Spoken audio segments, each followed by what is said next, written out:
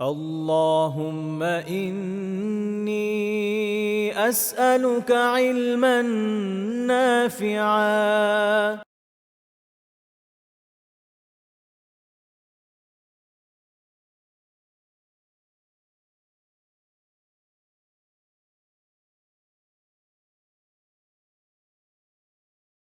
السلام عليكم ورحمة الله وبركاته. الحمد لله رب العالمين الرحمن الرحيم مالك يوم الدين، والصلاة والسلام على رسوله الأمين وعلى آله وصحبه أجمعين ومن تبعهم بإحسان إلى يوم الدين. أما بعد، فأعوذ بالله من الشيطان الرجيم. بسم الله الرحمن الرحيم.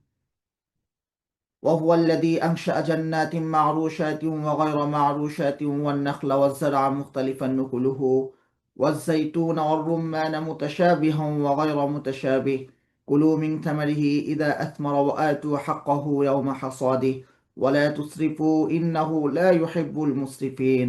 ومن الأنعام حمولة وفرشا، كلوا مما رزقكم الله ولا تتبعوا خطوات الشيطان إنه لكم عدو مبين। আল্লাহ সুবহানাহু ওয়া তাআলার মেহেরবানি, ইলমান নাফিআর সৌজন্যে কুরআন মাজিদ পড়ি জেনে বুঝে শিরোনামে 207তম দিনের মতো আমরা কুরআন মাজিদের হালাকায় অংশগ্রহণ করতে পেরেছি। আমরা আল্লাহ সুবহানাহু ওয়া তাআলার শুকরিয়া আদায় করছি, আলহামদুলিল্লাহ। গত সপ্তাহে আমরা 141 নম্বর আয়াত পর্যন্ত তেলাওয়াত করেছি সূরা আনআমের। সেই হিসেবে আজকে 142 নম্বর আয়াত থেকে তেলাওয়াত শুরু করার কথা। তো এখানে যে আলোচনা চলছে সে আলোচনা আসলে 141 নম্বর আয়াতের সাথে সম্পৃক্ত ব্যাকরণগত দিক থেকে, এবং আলোচ্য বিষয়ের বিবেচনায় এই আয়াতের সম্পৃক্ততা 128 থেকে শুরু হয়েছে এবং এরও আগ থেকে শুরু হয়েছে। 126 নম্বর আয়াতে আল্লাহ সুবহানাহু ওয়া তাআলা যে প্রসঙ্গে আলোচনা করেছেন তার ধারাবাহিকতায় আয়াতগুলো যদি আমরা পূর্বের আলোচনাগুলো মনে রাখতে পারি তাহলে আয়াতগুলো আমাদের জন্য সহজ হয়ে যাবে।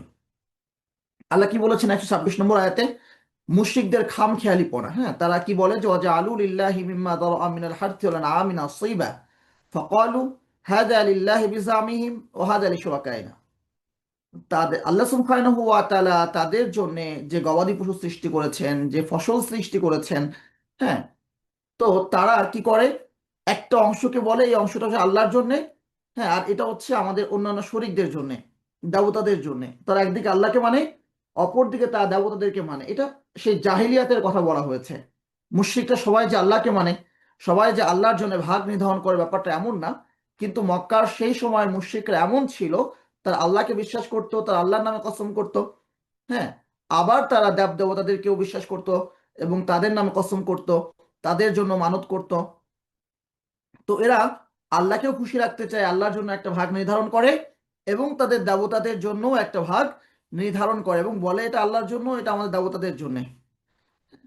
তো চমৎকার ব্যাপার হচ্ছে, যেটা তাদের দেবতাদের কথা বলে এটা তো দেবতাদের সামনে তারা ভোগ আকারে দেয়, কিন্তু আল্লাহর জন্য যেটা তারা নির্ধারণ করছে দিন শেষে সেটা আবার তারা নিজেরাই খেয়ে ফেলছে। তো আল্লাহ সুবহানাহু ওয়া তাআলা এই যে ফসল নিয়ে নিজেদের খামখেয়ালি ভাবে একটা ভাগ বটোয়ারা করা, একভাবে বন্টন করে নেওয়া, তারপরে তারা গবাদি পশুর ক্ষেত্রেও সেম কাজটা করেছে। তারা ভাগ করছে কখনো যে গবাদি পশু পুরুষ হোক কিংবা মহিলা, এটা নারী পুরুষ সবাই খাচ্ছে।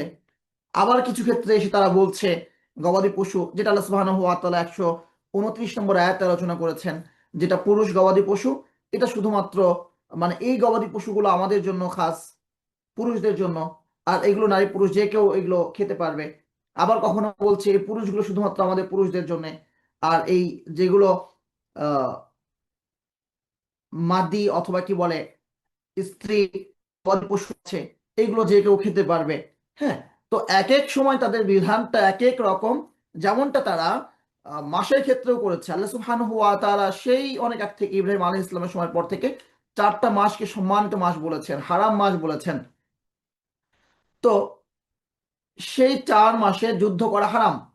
তো দেখা যাচ্ছে তাদের কাজ ছিল যুদ্ধ বিগ্রহ করা। যখন তাদের নিজেদের প্রয়োজন হতো যে যুদ্ধ কন্টিনিউ করতে হবে, তখন তারা বলতো যে রজব মাস চলে এসেছে, এখন আর লড়াই করা মানে আর এই মাস, যখন তা যুদ্ধ কন্টিনিউ করতে চাচ্ছে না তখন তারা বলবে রজব মাস এসেছে, এই মাসে যুদ্ধ করা হারাম। হুম আবার যখন তাদের যুদ্ধকে কন্টিনিউ করতে হবে, তখন তারা বলছে যে এবছর আল্লাহ সুবহানাহু ওয়া তাআলা, হ্যাঁ, রজব মাসকে এক মাস পিছিয়ে দিয়েছেন। রজবের পর শাবান আসে, আগে শাবান এর পর রজব, উদাহরণ হিসাবে বলা। এইভাবে তারা নিজেদের মতো করে মাস নির্ধারণ করত, মাস আকপিস করত। আহ, গবাদি পশুর ক্ষেত্রেও সেম কাজটা তারা করত। আল্লাহ সুবহানাহু ওয়া তাআলা তাদের সমালোচনা করেছেন। এখান থেকে সেই সমালোচনার উত্তর দিতে গিয়ে, যুক্তি দিতে গিয়ে, আল্লাহ সুবহানাহু ওয়া তাআলা বোঝাতে গিয়ে 141 নম্বর আয়াত থেকে তেলাওয়াত আল্লাহ সুবহানাহু ওয়া তাআলা আমাদের উপর কোরআন নাযিল করেছেন। আমরা যেটা গত সপ্তাহে তেলাওয়াত করেছি, আজকে আবারও পড়বো ইনশাআল্লাহ। এখানে আমাদের কি শিক্ষা নেওয়ার আছে? আমাদের শিক্ষা নেওয়ার আছে যে আমরাও সেম কাজটা করছি, কিন্তু আমরা সেটা গবাদি পশুর ক্ষেত্রে করছি না, আমরা সেটা ফসলের ক্ষেত্রে করছি না, আমরা সেটা করছি আইনের ক্ষেত্রে, আমরা সেটা করছি বিচার ব্যবস্থাপনার ক্ষেত্রে, আমরা সেটা করছি আমাদের লাইফ স্টাইলের ক্ষেত্রে। হ্যাঁ, আমরা সেটা করছি আমাদের শিক্ষা ব্যবস্থাপনার ক্ষেত্রে। আমাদের শিক্ষায় একদিকে আল্লাহ সুবহানাহু ওয়া তাআলার বিধানের কথা আছে, অপর দিকে আমরা আমাদের মতো করে পশ্চিমা বিশ্ব থেকে আমদানি করা যে ব্যবস্থাপনা আছে সেটাকেও আমরা গ্রহণ করছি।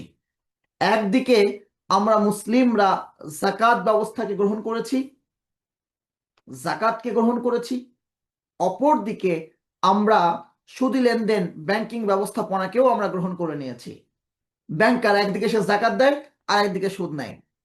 এরকম আমাদের অনেকের অবস্থা, শুধু ব্যাংক বলি কেন, এটা গণতান্ত্রিক সিস্টেম, সেম কাজটা আমরা করছি। সেম কাজটা আমরা করছি। একদিকে আমরা আন্দোলন করি যে সংবিধানের মধ্যে বিসমিল্লাহ কেন নাই, কেন নাই, বিসমিল্লাহ রাখতে হবে। অপর দিকে আবার সেই সংবিধানের মধ্যে, সেই সংবিধানটাকে বিশ্বাস করে আমরা আবার কুফরি করে বসছি। হ্যাঁ, সংবিধান যদি হয় একটা দাস্তুর, সংবিধান যদি হয় একটা সনদ, যে সনদের মূল বিষয় হবে এমন যে আল্লাহ সুবহানাহু ওয়া তাআলা আমাদেরকে যে বিধান দিয়েছেন, সেই বিধানের আলোকে রাষ্ট্র পরিচালনার ক্ষেত্রে কিছু মূলনীতি আমরা গ্রহণ করছি, তাহলে তো সেই সংবিধান নিয়ে আমাদের কোনো কথা ছিল না। হ্যাঁ, তো বিসমিল্লাহ বলে মদ খাওয়া কি জায়েজ হয়ে যাবে? সংবিধানের শুরুতে বিসমিল্লাহ আছে, এরপর পৃষ্ঠা উল্টালে আমাকে পড়তে হচ্ছে যে সংবিধান 4টি মূলনীতির উপর দাঁড়িয়ে আছে, যে চারটাই হচ্ছে কুফরি। সেকুলারিজম কুফরি, হ্যাঁ, ডেমোক্রেসি কুফরি, সোশ্যালিজম কুফরি। তো কুফরি ব্যবস্থাপনার উপর দাঁড়িয়ে কুফরি ব্যবস্থাপনা আমরা শুরু করছি বিসমিল্লাহ দিয়ে। এই বিসমিল্লাহ থাকা আর না থাকা, এই দুয়ের মধ্যে কি পার্থক্য আছে? হ্যাঁ, এতটুকু পার্থক্য হয়, এটা ঠিক আছে। এতটুকু পার্থক্য অবশ্যই হয় যে যে ব্যক্তি বিসমিল্লাহ কনস্টিটিউশনে লেখে, সে নিশ্চয় অন্তত দিনের প্রতি একটা স্বাভাবিক দুর্বলতা রাখে, যে স্বাভাবিক দুর্বলতার দ্বারা দিনের যে একটা অগ্রগতি, দিনী প্রতিষ্ঠানের যে একটা উন্নতি, দাওয়ার যে স্বাভাবিক ব্যবস্থাপনা, সেটা ক্ষতিগ্রস্ত হবে না এতটুকু, অথবা ক্ষতিগ্রস্ত কম হবে এই ব্যক্তির দ্বারা, এতটুকু বোঝা যায়। কিন্তু এটা কখনোই বোঝা যায় না যে এটা ইসলামিক কোনো ব্যবস্থাপনা। হুম আর যে বিসমিল্লাহটাকেও মুছে দিতে চায়, এক তো কুফুরি সিস্টেম, তার শুরুতে যে বিসমিল্লাহ আছে, সে বিসমিল্লাহটাকেও মুছে দিতে চায়। এর মানে হচ্ছে এই বেটা ইসলামটাকেই ঘৃণা করে, এই বেটার কাছে ইসলাম আর অধিক ক্ষতিগ্রস্ত হওয়ার সম্ভাবনা আছে। হ্যাঁ, তো এতটুকু নিশ্চিত হওয়া যায়। তো যাই হোক, আমরা যে বিষয়টাতে ছিলাম, যে এটা আমাদের অবস্থা। তারা যেমন কোন প্রাণীকে নিজেদের মতো করে হালাল করছে, নিজেদের মতো করে হারাম করছে, আমরাও সেম কাজটা করছি। সেটা প্রাণী নিয়ে না হোক, সেটা অন্যান্য বস্তুর ক্ষেত্রে। অন্যান্য বস্তুর ক্ষেত্রে আমি বলছি আমি পর্দার বিধান মানি, আমি হিজাব পড়ছি। কেন হিজাব পড়ছো? আমি পর্দার বিধান মানি। তাহলে তুমি সহশিক্ষায় কেন যাচ্ছ? তোমার প্রয়োজন নাই বোন, তুমি তবু কেন চাকরিতে জয়েন করছো? তখন তখন সে বলছে, কই আমি তো হিজাব পড়ছি, কই আমি তো বুরকা পড়ছি। ভাই, শুধুমাত্র হিজাব পড়া, শুধুমাত্র বুরকা পড়া, এটার নাম কি পর্দা? এর নাম কি পর্দা? আল্লাহ সুবহানাহু ওয়া তাআলা উম্মুল মুমিনিন, যারা আমাদের মা, নবীর স্ত্রী, তাদের ক্ষেত্রে বলছেন ওয়াইযা সাআলতুমুহুন্না মাতাআন ফাসআলুহুন্না মিন ওয়ারাই হিজাব। তাদের কাছে যখন কোনো কিছু চাও, পর্দা আড়াল থেকে চাও। তো পর্দা, এটা তো ফার্সি শব্দ, বাংলা শব্দ। এটাকে যদি আমরা আরবি করি, তাহলে এর আরবি দ্বারাই আসলে হিজাব। শব্দটা কি? হিজাব। শব্দটা হচ্ছে হিজাব। হিজাব মানে বুরকা না, হিজাব মানে নিকাব না, হিজাব মানে আবায়া না। হিজাব মানে হচ্ছে একটা ব্যবধান, অর্থাৎ নারী পুরুষের সহাবস্থান না করা।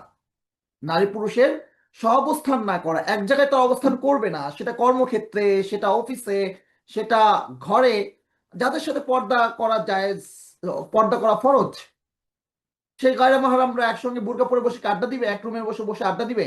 সোফায় বসে আড্ডা দিবে না, সহাবস্থান করবে না। পর্দা কেন? পর্দা কেন? ফিতনা মুক্ত থাকার জন্য। পর্দা কেন? হারামে যেন কেউ জড়িত না হয়।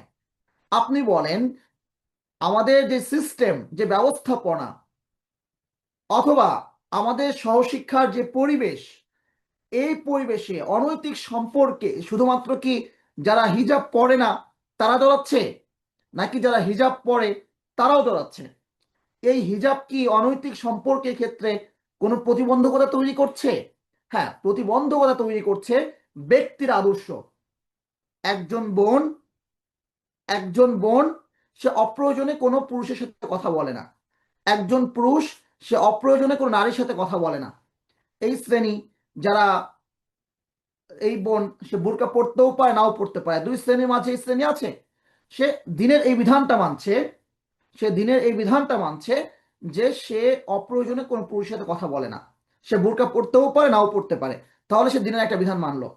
যেমনটা যে মানে অফিসে জব করলেও, সহশিক্ষার পরিবেশে গেলেও একজন বোন সে তার বোরকা পরে গিয়েছে, সে কি করছে? সেও একটা বিধান মানছে। সে কি করছে? বোরকা পড়ছে। অন্তত সে তার শরীরকে প্রদর্শন করছে না, অবশ্যই ভালো কাজ, সে একটা বিধান মানছে, কিন্তু এটাই পূর্ণাঙ্গ বিধান নয়। বিধানটা কি? সহাবস্থান না করা, এটা হচ্ছে এক নাম্বার। দুই নাম্বার কি? চোখের হেফাজত করা, এটা পুরুষের ক্ষেত্রে, এটা নারীর ক্ষেত্রেও। তিন নাম্বার কি? নারীকে তো বের হতেই হবে।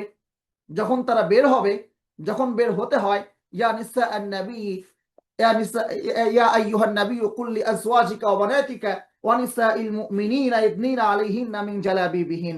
আর তুমি তোমার স্ত্রীকে, হে নবী, তুমি তোমার স্ত্রীকে, তোমার মেয়েদেরকে এবং মুমিনদের মহিলাদেরকে বলে দাও তা যেন তাদের ইদনিনা আলাইহিন্না মিন জালাবিবিহিন, তাদের শরীরের উপরে যেন একটা চাদর ফেলে দেয় উপর থেকে। উপর থেকে বলতে মাথা থেকে পড়বে, জাস্ট বুকের উপর একটা কাপড় রাখা, মাথার উপর থেকে ফেললে শরীর অবয়ব বোঝা যায় না। আর যদি শুধু একটা কাপড় শুধুমাত্র বুকের উপর রেখে দেওয়া হয়, তাহলে অতটুকু পর্দা হয় না। আল্লাহ সুবহানাহু ওয়া তাআলা উপর থেকে ফেলতে বলছেন। আর কি বলছেন? বের তো হতে হয় মাঝে মধ্যে, কিন্তু ক্বারনা ফি বুয়ুতিকুন্না, তোমার স্বাভাবিক রীতি হচ্ছে পর্দা, তোমরা তোমাদের বাড়ি ঘরে অবস্থান করো। লা তাবাররাজনা তাবাররুজাল জাহিলিয়াতিল উলা, জাহিলিয়াতের মতো নিজেদেরকে তোমরা প্রদর্শন করো না। হ্যাঁ, নিজেদেরকে প্রদর্শন করো না। পর্দা কি? বের হতে হবে। বের হতে হলে কিছু তো প্রকাশিত হয়। আপনি চোখ বন্ধ রেখে হাঁটবেন? চোখ তো খুলতে হবে। কিন্তু কতটুকু অবশ্যই জরুরি সেটা হচ্ছে আল্লাহ সুবহানাহু ওয়া তাআলা বলছেন যে ওয়ালা ইবদিনা জিনাতাহুন্না, জিনাত যেন প্রদর্শন না করে। জিনাত কি? জিনাত হচ্ছে বোরকার উপরে যে চুমকি লাগানো হয়। জিনাত কি? বোরকাকে যে ডিজাইন করা হয়। জিনাত কি? বোরকা পরেও চোখে যে আবার নতুন করে আরেকটা আহ কি কি লাগায়, চোখে লাগায়, মুখে লাগায়, এটা হচ্ছে জিনাত। তো একটা হচ্ছে আমি নেকাব পড়লাম না, সে জামাল প্রদর্শন করলো পর্দার খেলাফ।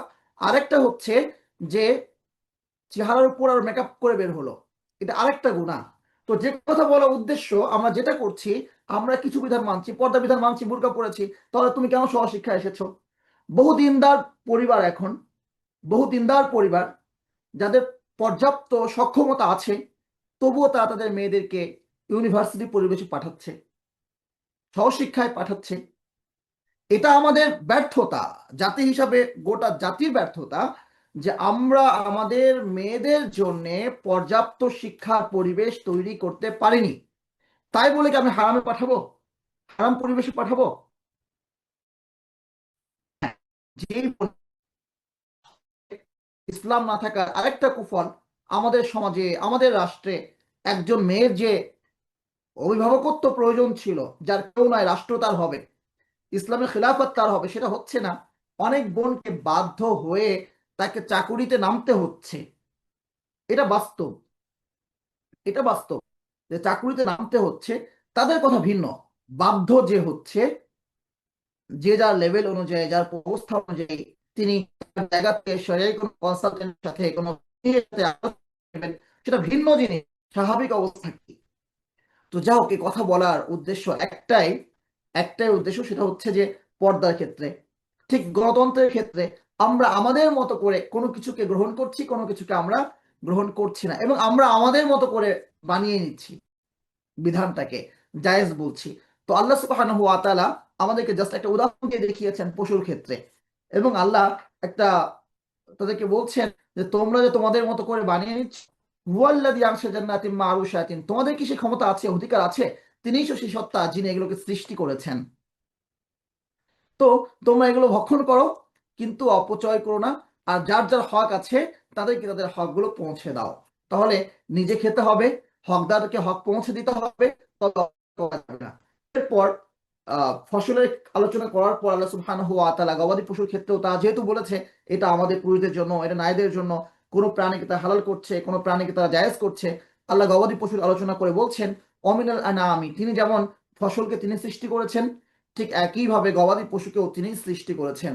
যে গবাদি পশুগুলোর মধ্যে কিছু আছে এমন হামুলাতান, যেগুলোর উপরে আরোহণ করা যায়, যেমন উটের উপর আরোহণ করা যায়, বড় উট, ঘোড়ার উপর আরোহণ করা যায়, হ্যাঁ, গাধার উপর আরোহণ করা যায়। আর কিছু আরোহণযোগ্য নয়, যেমন বাচ্চা উট, যেমন গরু, যেমন মহিষ, এগুলো পিঠে ওঠা যায় না। হ্যাঁ, গরু মহিষও অনেক ক্ষেত্রে দেখা যায় যে যেগুলোতে আহ গাড়িতে করে আবার আরোহণ করা যায়, গাড়ি, গরুর গাড়ি যেটা আছে, কিন্তু ছাগল, তো যেগুলোতে আরোহণ করা যায় এবং যেগুলো আরোহণ করা যায় না, সকল কিছুই তারই সৃষ্টি। আল্লাহ সুবহানাহু ওয়া তাআলা বলছেন কুলু মিম্মা রাযাকাকুমুল্লাহ, আল্লাহ তোমাদেরকে যে রিজিক দিয়েছেন তা থেকে তোমরা ভক্ষণ করো। লা তাত্তাবিউ খুতুওয়াতিশ শায়তান, তোমরা শয়তানের পদঙ্ক অনুসরণ করো না। হ্যাঁ, শয়তানের পদঙ্ক অনুসরণ করো না মানে কি? মানে হচ্ছে আল্লাহ তোমাদেরকে যে রিজিক দিয়েছেন তোমরা সেই রিজিককে গ্রহণ করো, এই সেন্সে এটা আল্লাহ সুবহানাহু ওয়া তাআলার পক্ষ থেকে প্রদত্ত রিজিক। আপনাকে কেউ কোনো উপঢৌকন দিল, আপনি যেটা নিজে উপার্জন করবেন, হ্যাঁ, এখানে আপনার একটা চয়েস থাকতে পারে। আপনার একটা চয়েস থাকতে পারে যে আপনি বাজারে গিয়েছেন, আপনি কোনটা কিনবেন কোনটা কিনবেন না। কিন্তু কেউ যখন আপনাকে দিচ্ছে কোনো কিছু, হ্যাঁ, হ্যাঁ, আপনাকে দিয়েছে, তোমার যেটা ইচ্ছা নাও, এটাও এক ধরনের রিজিক, এটাও এক ধরনের উপহার, আপনি তখন বেছে নিতে পারছেন। কিন্তু কেউ আপনাকে তার মতো করে বেছে দিচ্ছে, এখানে তো আপনার চয়েস থাকবে না। তো রিজিক দিয়েছেন আল্লাহ, আল্লাহ বলছেন এটাকে হালাল করেছি, এটাকে হারাম করেছি, এটাকে এভাবে খাও, এখানে মানুষ এই হকটুকু এগুলো আদায় করে দাও। আল্লাহর দেওয়া রিজিককে গ্রহণ করতে হবে, এই সেন্সে এটা আল্লাহর দেওয়া রিজিক। আপনি যখন খাবেন বলবেন বিসমিল্লাহ, খাওয়া হয়েছে বলবেন আলহামদুলিল্লাহ, খাবার মাঝে বলবেন আল্লাহুম্মা লাকাল হামদু লাকা শুকর, কে আছে আল্লাহ ছাড়া যে এই রিজিক আমাকে দিতে পারে? তো হালাল আল্লাহ যে হালাল করেছেন, হারাম যে আল্লাহ হারাম করেছেন। শয়তানের পদঙ্ক অনুসরণ করো না। শয়তানের পদঙ্ক কি? সেটা হচ্ছে যে নিজের মতো করে হারাম করা, যে না এটা আমি খাবো না, এটা হারাম আমার জন্য। একটা হচ্ছে আমার রুচিতে আসছে না, আমি খাচ্ছি না, সেটা ভিন্ন জিনিস। সারা জীবন হিন্দু ছিল, হ্যাঁ, গরু খায় নাই, ইসলাম গ্রহণ করেছে, এখন সে বিশ্বাস করে এটা হালাল, কিন্তু সে কোনো কারণে এতদিন খায়নি, এখন তার খেতে কষ্ট হয়, এটা ভিন্ন জিনিস। কিন্তু এটা খাওয়া যাবে না, এটা খাওয়া নিষেধ, এই জাতীয় কথা না বলা, একটা নিজের মতো করে বিধান সাব্যস্ত না করা। দুই, অপচয় না করা। কারণ অপচয়, ইন্নাল মুবাদদিরিনা কানু ইখওয়ানাশ শায়াতিন, অপচয়কারীরা শয়তানের ভাই, শয়তানের অনুসারী, এটা শয়তানের দোসর। তো অপচয় করা যাবে না, নিজের ইচ্ছে মতো হালাল হারাম সাব্যস্ত করা যাবে না। ইন্নাহু লাকুম আদুউম মুবিন, নিশ্চয় শয়তান তোমাদের স্পষ্ট শত্রু, খোলা দুশমন। এরপর আল্লাহ সুবহানাহু ওয়া তাআলা বলছেন অমিনাল থামানিয়াত আজওয়াজ, তিনি ৮ প্রকারের প্রাণী সৃষ্টি করেছেন। মিনাদ দানিস নাইনি অমিনাল মাজিস নাইন, ভেড়া থেকে ২ প্রকার, নারী পুরুষ, হ্যাঁ, অমিনাল মাজিস নাইন, এবং আহ দুম্বা থেকে দুই জোড়া, নারী পুরুষ। কুল আযাকারাইনি হারাম আমিল উনসায়ানি, আল্লাহ সুবহানাহু ওয়া তাআলা কোনটাকে হারাম করেছেন তোমরা বলো, যে নিজেদের মতো করে বিধান সাব্যস্ত করছো, স্পষ্ট করে বলো যে আসলে আল্লাহ কোন জিনিসটা হারাম করছেন। ধরো ৮ প্রকার প্রাণী, এর মধ্যে মানে দুম্বার ২টা শ্রেণী, ২টা প্রকার আছে, নারী দুই জোড়া, পুরুষ ২ জোড়া, এবং কি বলে এটাকে, ভেড়ার জোড়া আছে, নারী এবং পুরুষ। তো আল্লাহ কোনটাকে হারাম করছেন? হারামা আমি আর দেখলেন হারামা, যে পুরুষ যে জোড়া দুটি আছে দুম্বার এবং ভেড়ার, এই দুটোকে হারাম করেছেন আমিন উনসাইনি, নাকি নারী যে দুই প্রকার আছে দুম্বা এবং ভেড়া সেটাকে আল্লাহ হারাম করেছেন, নাকি আম্মাস তামাত আলাইহিল হামুল উনসাইন, নাকি এই যে দুই জোড়া যে স্ত্রী পশু আছে ভেড়া এবং দুম্বার, ভেড়ি এবং দুম্বার, হ্যাঁ, এদের রেহেম বা এদের গর্ভে যে প্রাণীগুলো আছে যে বাচ্চাগুলো আছে সে নারী হোক আর পুরুষ হোক সেগুলোকে হারাম করেছেন। আসলে কোন জিনিসটা হারাম? তোমরা এক একবার একটা বলছো, কখনো বলছো যে এই গবাদি পশুর পেটে যেটা আসবে সেটা হারাম। নাব্বিউনি বিইলমিন, আমাকে স্পষ্ট করে বলো, জ্ঞানের সাথে বলো, ইন কুনতুম সাদিকিন, যদি তোমরা তোমাদের দাবিতে সত্যবাদী হয়ে থাকো। অমিনাল ইবলিস নাইন, আল্লাহ সৃষ্টি করেছেন ইবলিস নাইন, উটের দুই জোড়া। অমিনাল বাকার ইসনাইন, গাভীর দুই, গরুর দুই জোড়া। কুল আযাকারাইনি হারাম আমিন উনসায়াইনি, যে মানে গরু এবং উটের পুরুষ যে দুই শ্রেণী আছে, যে দুই জোড়া আছে, এটাকে হারাম করেছেন আমিন উনসায়াইনি, নাকি নারী যে দুই জোড়া আছে এটাকে হারাম করেছেন আমি আমার তামাত আলিয়া হামুল উনসায়াইন, নাকি এই নারী যে জোড়া দুটি আছে তাদের গর্ভে যেই প্রাণী আছে সেটাকে হারাম করেছেন। আম কুনতুম শুহাদা আই দাসাকুমুল্লাহু বিহাদা, নাকি আল্লাহ সুবহানাহু ওয়া তাআলা যখন এই হালাল হারামের বিধান দিয়েছেন তখন তোমরা সেখানে ছিলে। ফামান আযলামু মিম্মান ইফতারা আলাল্লাহি কাযিবান লিয়ুদিল্লান নাস বিগাইরি ইলম, কোন ধরনের জ্ঞান ছাড়া আল্লাহর নামে যারা মিথ্যা বলে এই ব্যক্তির চেয়ে বড় জালেম আর কি হতে পারে? এটা কুফরি, আল্লাহর নামে মিথ্যা বলা। তাহলে কি বলছেন? ওই ব্যক্তির চেয়ে বড় জালেম কে হতে পারে যে আল্লাহর নামে মিথ্যা বলে। উদ্দেশ্য কি? লিউদিল্লান নাস, মানুষকে বিভ্রান্ত করা, মানুষকে বিভ্রান্ত করা। আমাদের মধ্যে ওই সমাজ এই শ্রেণী আছে যে জ্ঞানের কোনো দিনই কোনো জ্ঞান নাই, কোনো কোরআন সুন্নাহর কোনো আলেম নাই, সে তার মতো করে নিজের মতো করে ফতোয়া দিয়ে দিচ্ছে, নিজের মতো করে সে একটা বিধান দিয়ে দিচ্ছে। হুম, খুব দিনদার শ্রেণীর মধ্যেও কখনো কখনো এরকম দেখা যায়। হ্যাঁ, নিজের মতো করে বিধান দিয়ে দেয়। বা গাড়িতে সফর করছে, সে আপনাকে হুট করে একটা বিধান দিয়ে দিবে যে গাড়িতে বসে বসে নামাজ পড়া যায়, আপনার গাড়ি থামাইতে হবে না। হ্যাঁ, সে একটা বিধান আপনাকে দিয়ে দিল যে গাড়ির মধ্যে, চলন্ত গাড়িতে আপনি বসে নামাজ পড়তে পারবেন। অথচ অথচ গাড়ি থামিয়ে 2 রাকাত নামাজ পড়তে খুব বেশি সময় লাগে না। তাহলে বিধানটা সে কোত্থেকে দিল? ইন্নাল্লাহা লা ইয়াহদিল কওমা যালিমিন, নিশ্চয় আল্লাহ সুবহানাহু ওয়া তাআলা জালেম সম্প্রদায়কে হেদায়েত দেন না।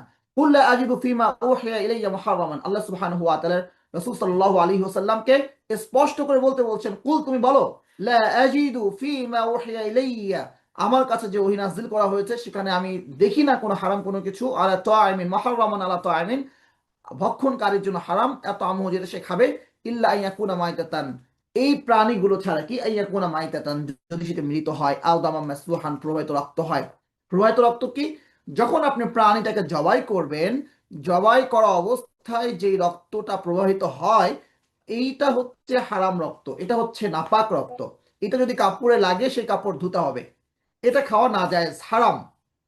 কিন্তু যেই রক্তটা প্রবাহিত হয়ে যায় সেই প্রবাহিত রক্তটুকু ছাড়া আহ, চামড়ার নিচে, মাংসে মাংসে রক্ত মিশে থাকে, এটাকে আল্লাহ সুবহানাহু ওয়া তাআলা হারাম করেন নাই। সবই তো রক্ত, মাংস তো আসলে রক্তই। এটাকে আল্লাহ সুবহানাহু ওয়া তাআলা হারাম করেন নাই। আপনি ভালো করে না ধুয়ে সেই রক্ত মানে মাংসের স্বাভাবিক যে রক্ত এটা সব আপনি যদি খেয়ে ফেলেন, এটা নাজায়েজ হবে না। বরঞ্চ পৃথিবীর অনেক রাষ্ট্র এটা খায়, যেমন আফ্রিকান অনেক কান্ট্রি আছে যারা মনে করে যে যদি আপনি গোশতটা কেটে এটাকে ভালো করে ধোন তাহলে গোশতের স্বাদ অর্ধেক নষ্ট হয়ে যায়। হ্যাঁ, এবং তারা বলে তো জায়েজ। অনেক মুসলিমরাও এটাকে তারা কোন রকম ধুয়ে, অথবা এমন কি আমি দেখেছি না ধুয়েও তারা রান্না করে, গোশত না ধুয়েও তারা রান্না করছে, এটা জায়েজ, সমস্যা নাই। আও দামা মাসফুহান আও লাহমা খিনজিরিন, কিংবা আল্লাহ সুবহানাহু ওয়া তাআলা হারাম করেছেন কি? শুয়োরের গোশত, শুকরের গোশত। ফাইন্নাহু রিজসুন, কারণ এটা নাপাকি। আও ফিসকান, এটা পাপাচার।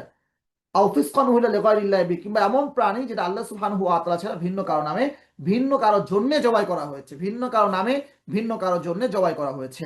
তো এর সাথে যুক্ত হয়েছে, হ্যাঁ, এর সাথে আল্লাহ সুবহানাহু ওয়া তাআলা পক্ষ থেকে রাসূল যেগুলো জানিয়েছেন, কুকুর এবং হিংস্র যে প্রাণীগুলো আছে, বাঘ, সিংহ, হিংস্র, তারপর নেকড়ে, এগুলো হারাম।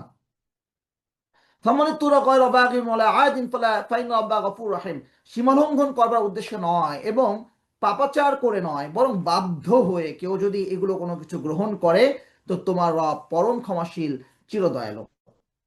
যদি কেউ একান্ত বাধ্য হয় তার কথা ভিন্ন। ওয়ালাল্লাযীনা হাদু হারামনা কুল্লা যী যুফর, আল্লাহ সুবহানাহু ওয়া তাআলা বলছেন আমি ইহুদীদের জন্য হারাম করেছিলাম কুল্লা যী যুফর, যে নখযুক্ত প্রাণীগুলো। নখযুক্ত প্রাণীগুলো বলতে উদ্দেশ্য হচ্ছে যেগুলো আঙ্গুলগুলো আলাদা করা যায় না।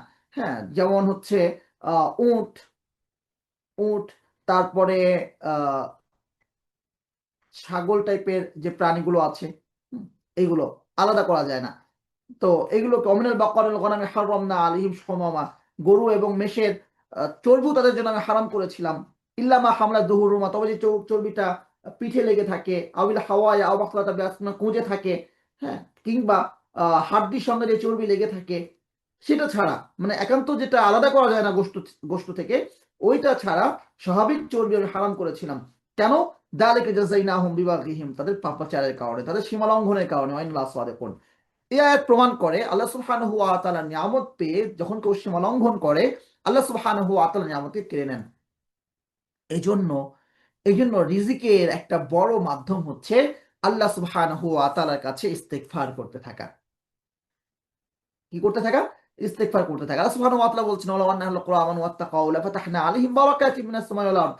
যারা যদি ঈমানদাররা যদি জনপদবাসীরা ঈমান আনতো এবং তাকওয়া অবলম্বন করত, আমি তাদের জন্য আসমান জমিনের সমস্ত দরজা খুলে দিতাম। তাকওয়া অবলম্বন করা এটা একটা রিজিকের মাধ্যম। ঠিক একইভাবে আল্লাহ সুবহানাহু ওয়া তাআলাকে ভয় করে চলা, যেটা তাকওয়া অবলম্বন করা। মা ইয়াত্তাকিল্লাহ ইয়াজআল লাহু মাখরাজা, যে আল্লাহকে ভয় করবে আল্লাহ তাআলা বের হওয়ার পথ করে দিবেন। ওয়ারযুকহু মিন হাইথু লা ইয়াহতাসিব, এবং এমন জায়গা থেকে রিজিক দিবেন সে কল্পনাও করতে পারবে না। ঠিক আছে? তো আমরা অনেক সময় রিজিকের অনটনে ভুগি, অনেক সময় আমরা নানা ধরনের সংকটে থাকি। তো এই সংকট কেন এলো, কেন ব্যবসায় বরকত হচ্ছে না, এটা আমরা অনেক সময় বুঝি না, না বুঝে হাহুতাশ করতে থাকি। কিন্তু সেই কারণ তো আমি নিজে প্রস্তুত করেছি। তাকওয়া, তাকওয়ার খিলাফ কাজ করে, হারাম করে, সীমা লঙ্ঘন করে আমি তো সেই পথকে বন্ধ করে দিয়েছি।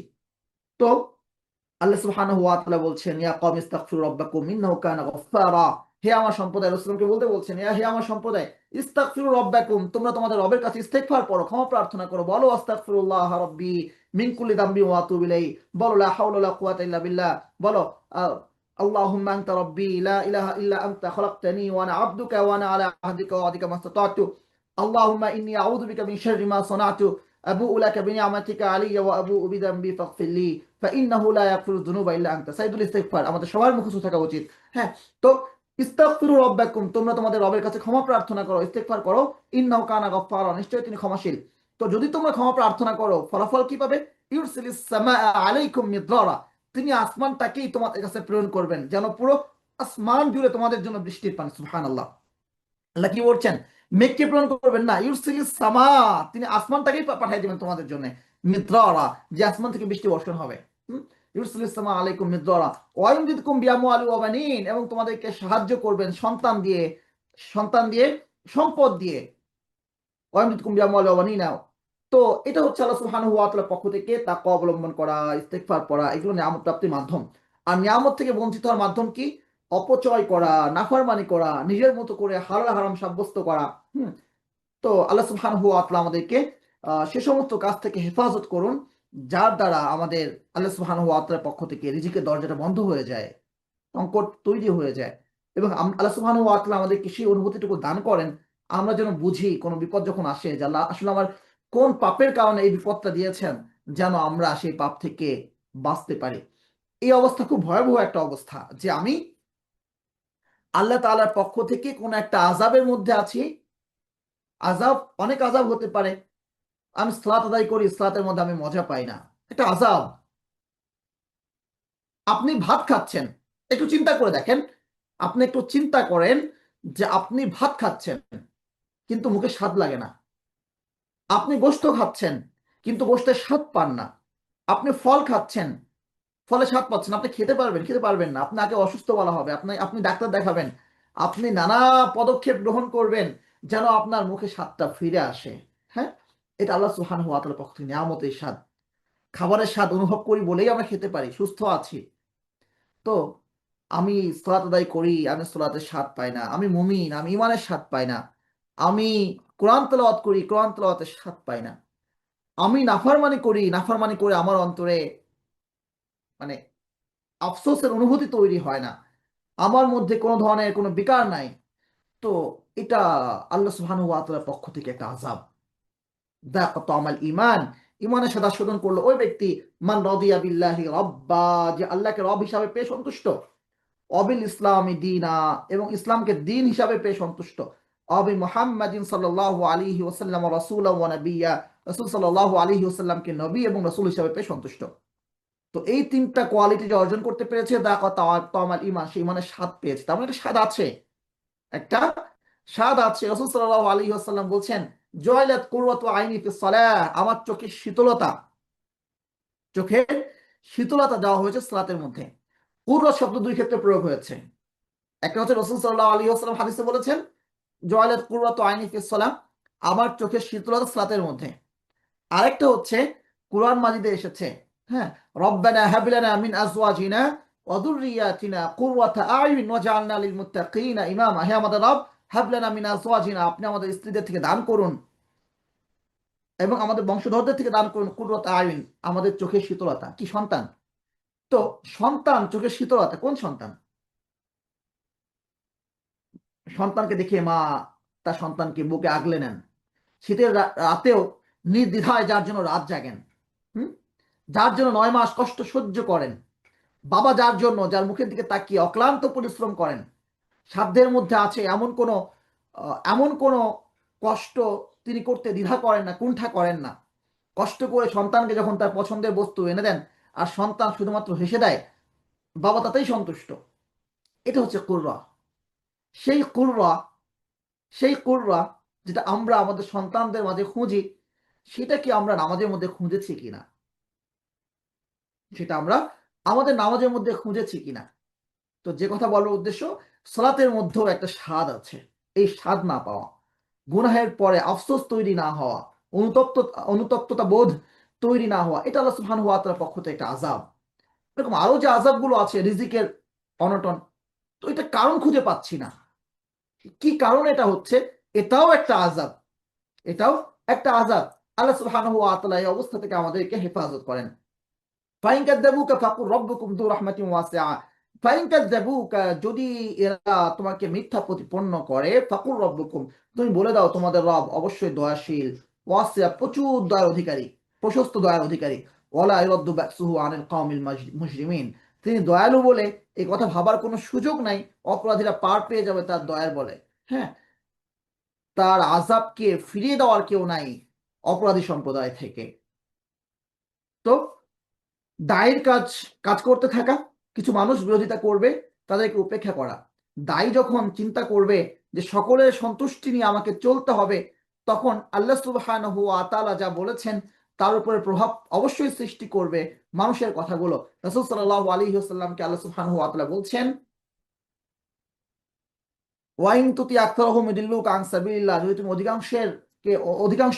অধিকাংশের সন্তুষ্টিকে, অধিকাংশের মতামতকে তুমি অনুসরণ করো, তা তোমাকে আল্লাহর রাস্তা থেকে দূরে সরিয়ে দেবে।